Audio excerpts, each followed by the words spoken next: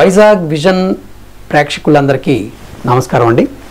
నా పేరు కాకులవరపు రామచంద్రరావు. నేను కోనసీమ జిల్లా రామచంద్రపురంలో న్యాయవాదంగా ప్రాక్టీస్ చేస్తున్నాను. ఆధ్యాత్మిక కార్యక్రమాలను కూడా చేస్తూ ఉంటాను. జ్ఞానానందమయం దేవం నిర్మలం స్ఫటికాకృతిం ఆధారం సర్వ విద్యానాం హయగ్రీవముపాస్మహే. అస్మద్గురు సమారంభాం శ్రీమదాచార్య మధ్యమాం శ్రీహంసోత్తర పర్యంతం వందే గురు పరంపరాం. మీనరాశిని పరిశీలిద్దాం. ఈ మీనరాశిలో ఉన్నటువంటి పాదాలు, నక్షత్రాలు ఏమిటంటే పూర్వాభాద్ర 4వ పాదం, ఉత్తరాభాద్ర 4 పాదాలు, రేవతి 4 పాదాలు ఉన్నాయి. వీరి ఆదాయము 11, వ్యయము 5గా చెప్పబడింది. వీరి రాజపూజ్యం 2, అవమానం 4గా చెప్పబడింది. ఈ రాశి వారికి ఆరంభంలో సామాన్యంగా ఉంటుంది. తలచిన ప్రతి పనిలోనూ ఆటంకం ఎదురవుతూ ఉంటుంది. కృషిలో అభివృద్ధి తక్కువగా ఉంటుంది. సంపాదన నిల్వ ఉండదు. స్త్రీ మూలకమైనటువంటి కలహాలు ఉంటాయి.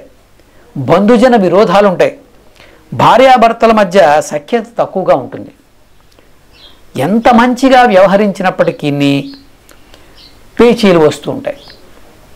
విమర్శలకు గురి అవ్వడం, నమ్మిన వారి వల్ల మోసపోవడం జరుగుతూ ఉంటుంది.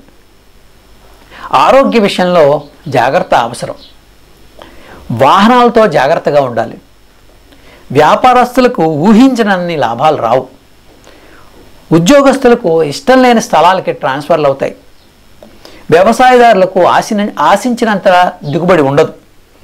కళాకారులకు ప్రోత్సాహము, గుర్తింపు తగినంతగా రాదు. శ్రమకు తగ్గ ఆదాయం ఉండదు. రాజకీయ నాయకులకు కొత్త సమస్యలు ఎదురవుతాయి. స్త్రీలకు వివాహం ఆలస్యంగా జరుగుతుంది. కీళ్ల నొప్పులు వంటి అనారోగ్య సమస్యలు ఉండేటువంటి అవకాశాలు ఉన్నాయి. అందువల్ల ఈ రాశి మీనరాశి వారు శనివారం నాడు నువ్వుల దానం, 1 కేజీ పెసలు దానం చేస్తే మంచిది. అలాగే వారి ఇష్టదేవతారాధన, వారి ఇష్టదేవత దేవాలయాల సందర్శన చేయడం మంచిది. వీరి అదృష్ట సంఖ్యలు 2, 3, 4, 5గా చెప్పబడింది. Hi viewers, Vizag vision channel ని సబ్స్క్రైబ్ చేసుకోండి. మా ఛానల్ అందిస్తున్న జాతీయ అంతర్జాతీయ స్థాయి వార్తా విశేషాలు, నోటిఫికేషన్స్ కోసం ఇక్కడ కనిపిస్తున్న బెల్ ఐకాన్ ని క్లిక్ చేయండి.